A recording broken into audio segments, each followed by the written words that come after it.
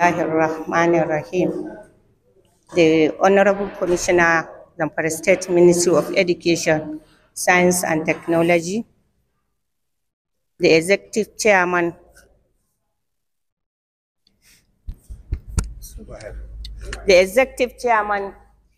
Zamfara State Universal Basic Education Board, all heads of parastatals from the Ministry of Education, Science and Technology, our guests from Niepa, participants, ladies and gentlemen, Assalamu alaikum wa rahmatullahi wa barakatuhu. It's a great pleasure to welcome you all to this great and important occasion of dissemination of Sesp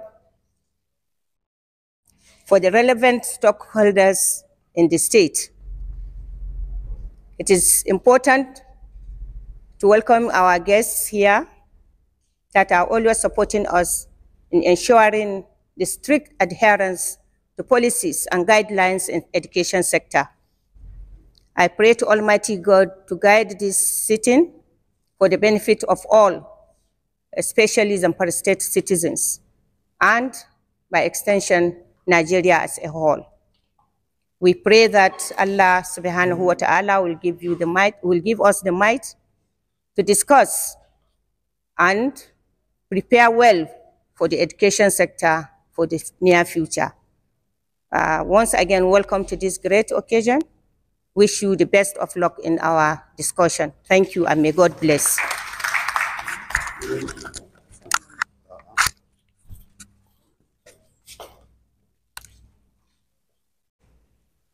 The Executive Chairman, Zamfara State Universal Basic Education Board, the Executive Director, Zamfara State Library Board, the Executive Secretary, Arabic and Islamic Education Board, Zamfara State, directors from the ministry headquarters and other parastatals of the Ministry of Education, Science and Technology, esteemed guests, my colleagues, members of the press here present, ladies and gentlemen, Assalamu alaikum wa rahmatullahi wa barakatuh. I am really honored and delighted to address this gathering of dedicated stakeholders, educators, and partners on this important occasion. Today, we come together to disseminate and deliberate on the State Education Strategic Plan, popularly known as SESP, and the State Education Sector Operational Plan, known as SESOP or Sesop, focusing on evidence-based strategies for gender transformative equity, disability inclusion, and resilience to crisis and climate change. The development of these comprehensive plans has been a collaborative and thorough process involving extensive research, consultations, and the integration of best practices from around the world. I would like to take this opportunity to highlight some key aspects of this approach. Number one is evidence-based planning. In this area, the foundation of the strategic plan and the operational plan is rooted in data-driven decision-making. We conducted thorough assessments to identify the current challenges and opportunities within our education system. By leveraging on empirical evidence, we aim to implement strategies that are not only effective, but also sustainable. Number two, gender transformative equity. Achieving gender equity in education is a top priority. Our plans include targeted interventions to address gender disparities, promote the enrollment and retention of girls in schools, and create a supportive learning environment for all genders.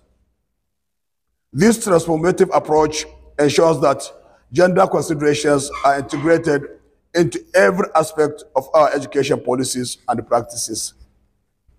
Number 3, disability inclusion. Inclusive education is a cornerstone of our plans. We are committed to creating an environment where children with disabilities can thrive academically and socially. This involves training teachers, providing necessary resources, and implementing inclusive teaching methodologies that cater to diverse learning needs. Let me also make an inquiry here. We are talking of disabilities. I've been made earlier on to understand that the word disability is not properly used in consonance with the people that the word affects. I've been made to understand that there is a new glitch that has been in place, but it is not being used properly. And that glitch is people with special needs. I would therefore like to call our attention to go back to that. I think it is more preferable, even for those with those areas that God has decided to test them on, that it would be better that we call them people with special needs instead of calling them people with disabilities. Because there are abilities in disabilities. So there are people with special needs. Number 4, crisis and climate change resilience. The frequency and intensity of crisis and climate-related events pose significant threats to the continuity of education. Our plans incorporate strategies to enhance the resilience of our education system, ensuring that it can withstand and recover from disruptions. This includes disaster preparedness, infrastructure improvements, and the development of contingency plans. When we talk of contingency plans, we talk of issues where sudden disruptions occur. In Zamfara State, we have issues of insecurity. And this has gone a long way to disrupt academic activities. However, in an effort to ensure that there is that resilience, efforts were made to ensure that schools are divided into 3 categories. This is for the benefit of our visitors that are here, that we should get to know that the state has been divided, the schools have been divided into 3 groups. We have the green, the yellow, and the red. The green are safe schools that educational activities can continue to take place without any hindrance. The yellow is in between insecure and secure schools. Anything can happen anytime. And then the red is completely dangerous area that you cannot move in. Then, however, with the intervention of this administration, since it is coming, there has been progress and development in that area. Most schools from the red zones have moved to the green zone, not even the yellow one, and we are making efforts to ensure that as security improves, learning continues to go along and across all the schools in our state. So the issue of resilience is there, and we are making sure that, yes, our educational system, especially here in Zamfara State, is very resilient. And that's why we are talking about the issue of strategic plan and the operational plan to incorporate the issue of resilience and the climate change in which the whole world has been affected. Therefore, the successful implementation of these plans requires the collaborative effort and commitment of all stakeholders. I'm confident that with the support of Niepa, Unicef, and other esteemed partners, we will achieve our goals and create an education system that is inclusive, equitable, and resilient. I extend my deepest gratitude to all those who have contributed to the development of the Sesp and the Sesp. Your dedication and hard work are the driving forces behind these transformative plans. Together, we will make a significant impact on the lives of our children and the future of Zamfara State. Before I conclude, let me appreciate the efforts of Niepa for the wonderful job the agency has been making in ensuring that education is given the priority it deserves. Niepa, as we know, is concerned with training and retrainings of educational administrators and planners. And without quality training for this category of staff, there won't be quality delivery of education. We appreciate you. Don't mind the fact that I did not mention you in my opening address. You changed position, you were here before, and all of a sudden you disappeared. And I don't want to, address people or appreciate people in their absence. But now that I've seen you, take it that we here in the Zamfara State and the Ministry of Education, Science and Technology appreciate the efforts of Niepa. And let me say, I've known the work of Niepa way back in 2004, when I went for the first time to participate on the training of Niepa for a 2 weeks program when I was a staff of the Universal Basic Education Commission. And after about 3 months, I went for another training also at Niepa Ondo, where we also trained on monitoring and evaluation activities.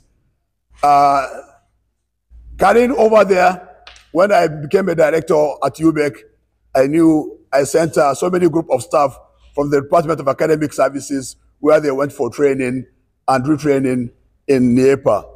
When I took over here as the Commissioner of Education, I knew there were about 2 sets so far of staff that went to Niepa Ondo for training. We have our quality assurance staff that were there, and they were trained there. So the Director of Quality Assurance from the Seop is here. So 2 sets of people were there. And I want to believe we will go ahead to partner, to collaborate, and to synergize in order to ensure that education is given quality that it deserves, most importantly, here in Zamfara State. Therefore, I wish to thank you for your steady support and participation. Ladies and gentlemen, let us continue to work hard and hand in hand to ensure that every child in Zamfara has access to quality education and the opportunity to succeed. Wassalamu alaikum wa rahmatullahi wa barakatuh. Be accepted. I'll be presenting to us the speech from our DG, the Honorable Commissioner of Education, the Permanent Secretary, the Seop Chairman, Head of Commissions and Agencies and Boards, Directors, Gentlemen of the Press, ladies and gentlemen. It is with great pleasure and a deep sense of responsibility that I stand before you today to mark the dissemination of our education sector plans. This moment is a culmination of tireless effort, dedicated and collaboration, and an unwavering commitment to transforming our education system for the betterment of all. The formulation of the Sesp and Seop is a testament to our collective vision for an inclusive, equitable, and quality education system. These plans are not just documents. They are blueprints for the future of our children, the foundation of our nation's growth, and the beacon guiding us towards achieving the SDG Goal 4, which is ensuring inclusive and equitable quality education and promoting lifelong learning opportunities for all. Our journey here has been one of collaboration, consultation, and comprehensive planning. We have engaged stakeholders at all levels, from educators and administrators to parents and community leaders. This inclusive approach has ensured that our plans are reflective of the diverse needs and aspirations of our society. It is this inclusiveness that will drive the success of our initiatives. The Sesp and Seop are holistic in that they cover all levels of education, the pre-primary, the primary, the GSS, the nomadic, the IQT, adults and non-formal education, senior secondary, and so on.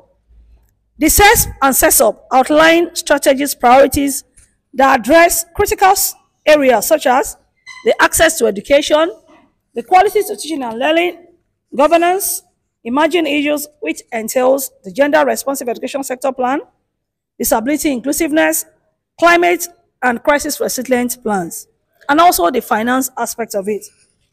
These plans are designed to tackle the challenges that have hindered our progress. Key to our plans is the emphasis on equity and inclusion. And I think based on the SDG goals, now everybody is included in education. And that is why we are all here today. The quality of education remains the heart of our effort. We are dedicated to enhancing the capacity of our teachers, improving learning environment, integrating technology to foster development. Now, one of the key things we do in Niepa is building capacity. Honorable Commissioner, we use this medium to tell you that one of the activities itemized in this Sesop is capacity development of all education stakeholders. And that's why we have conferences on ground now. We have the DPRS conference that will take place this month, July. DPRS is going to take place in Niepa in Ondo. So we implore you, please, we need all our directors in the Planning, Research and Strategy Department to join us, even at our headquarters in Ondo. Also in August, we'll be having for quality assurance. So this will help us even to enhance the service delivery of all our staff. I want to appreciate every one of us that has participated in the success of this plan. I want to especially thank my mom. Thank you for your cooperation. Thank you for the PS. Thank you for everybody. We appreciate you back here too.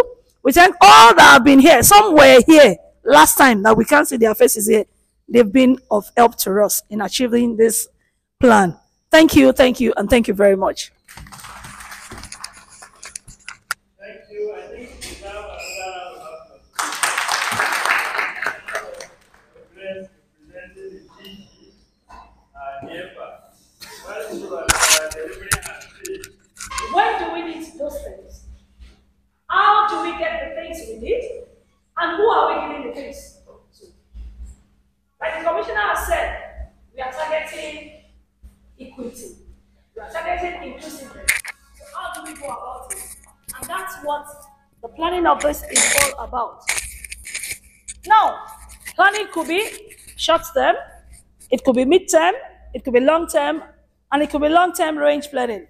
Now, the ones we are into, we are concentrating on the mid-term planning and the long-term planning. The mid-term planning is the Sesop, which is for 3 years. The long-term is the Sesp, which is for 10 years. For the short term, for those of us in school, we have the SIP, we have the SDP in schools. That's for the head teachers, the principals, they're familiar with that. So for us here, we're going to be concentrating on the Sesp, which is the midterm, and the Sesop, which is a 10 years plan. So the plan is our collaborative decision. I said something when we started this review. When you are making a plan, especially for the state, you need to own it. It is what you want that will be in that plan. I'm not sitting down in my room to write, oh, Zamfara does not have light. Let me put light for them. No. You know what is peculiar to your state. And that's why it has to be a collaborative effort of every stakeholder to bring things together. And what we want to say about this plan is, it's a living document. When we say living, it could be augmented. You can add to it. So as we continue to work or to implement these plans, they can be updated. Like what we are doing now, this is an existing plan. It has been done some years back. Now we are reviewing. And the emphasis is on review. So we are adding new things that were not in the plan before to make it realistic. So if tomorrow something new is coming to the state, we can as well review and update the plan. And that's why it's a living document. Now, for those of us that are new to Sesp, Sesp is just an acronym.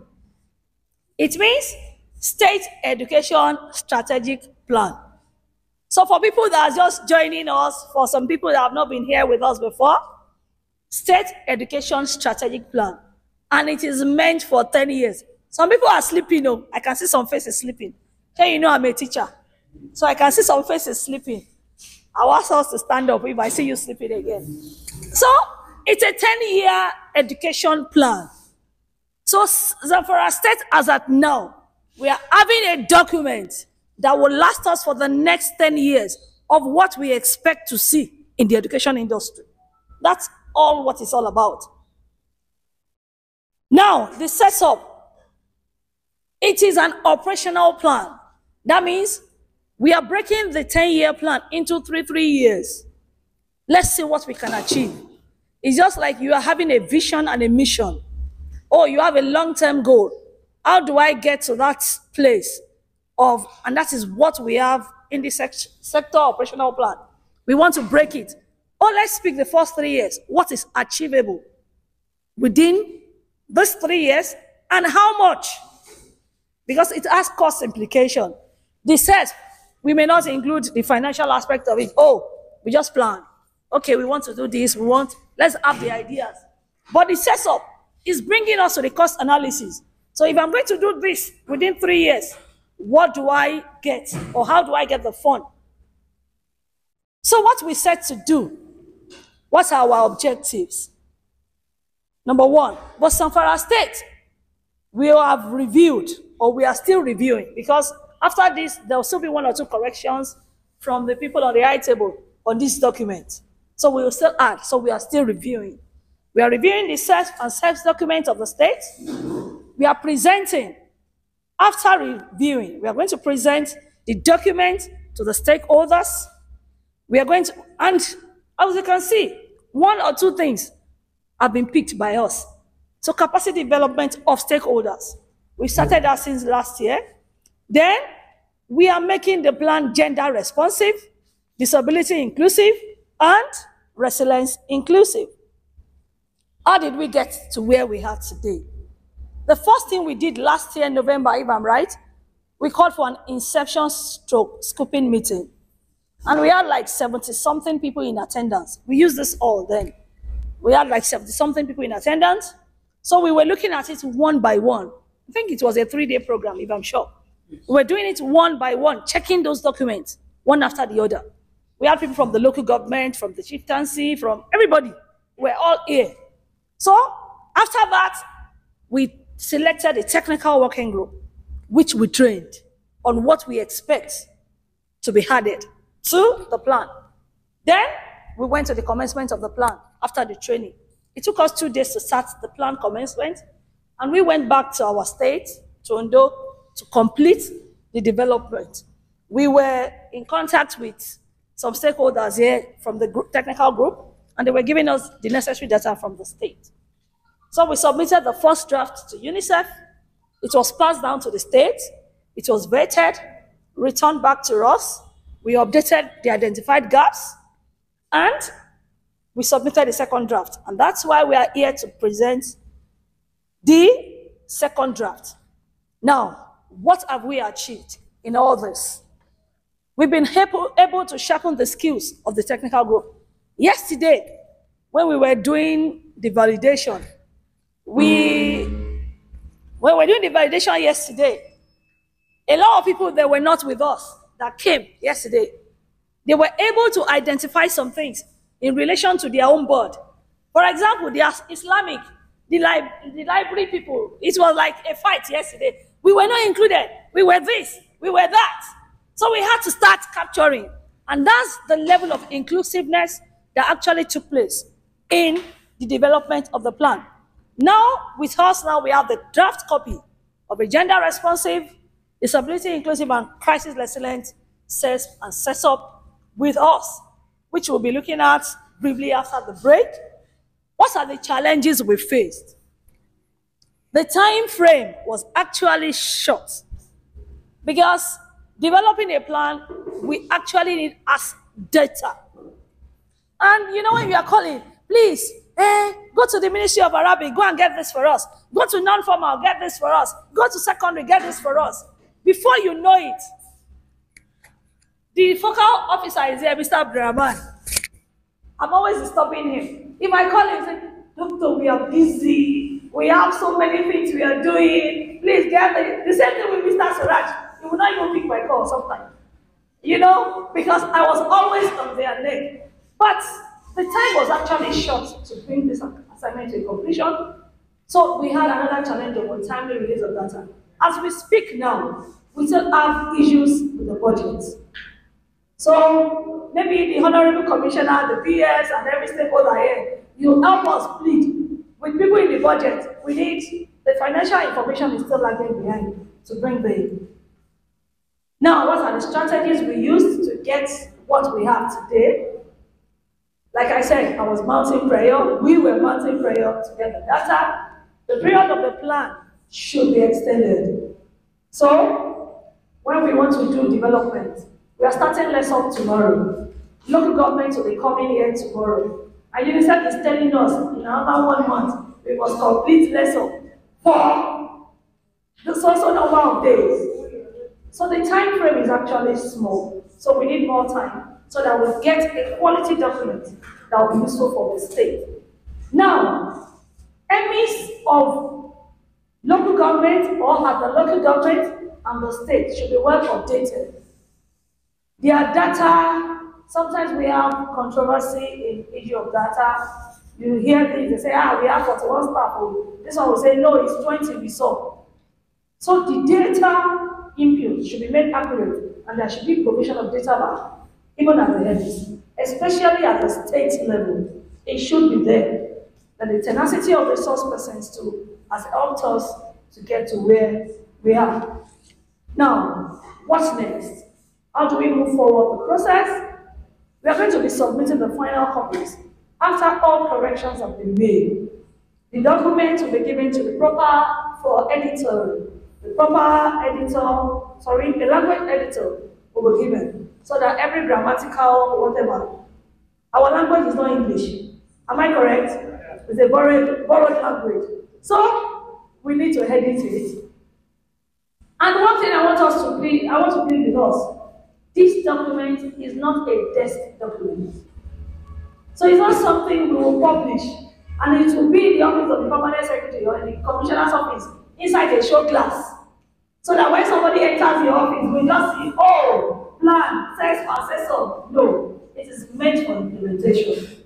So we want effective implementation. I used to give an analogy when I do trainings. I said Nigeria is a country that is so blessed. And unfortunately, we have wrong planning and wrong implementation. If we have the right planning and we have right attitude to implementation, we get things right. I used to say, if each government that has, let's say for the presidency now, let's use the presidency, from the year 1999, since we got democracy, if somebody has said, oh, let's do light, and that person concentrates on light, and you know, it is well planned, another person say, oh, after 4 years, let's do road. You know, we'll be better off than where we are. What I'm talking about is implementation. Let's have the right attitude so that these plans will be implemented. We may be restricted with funds, sure, but we have development partners that can come to our aid. We have people that can help us. What we know that we can do, let's do to make this plan work. It is for the betterment of the future of some of our citizens and Nigeria as a whole. Thank you for listening.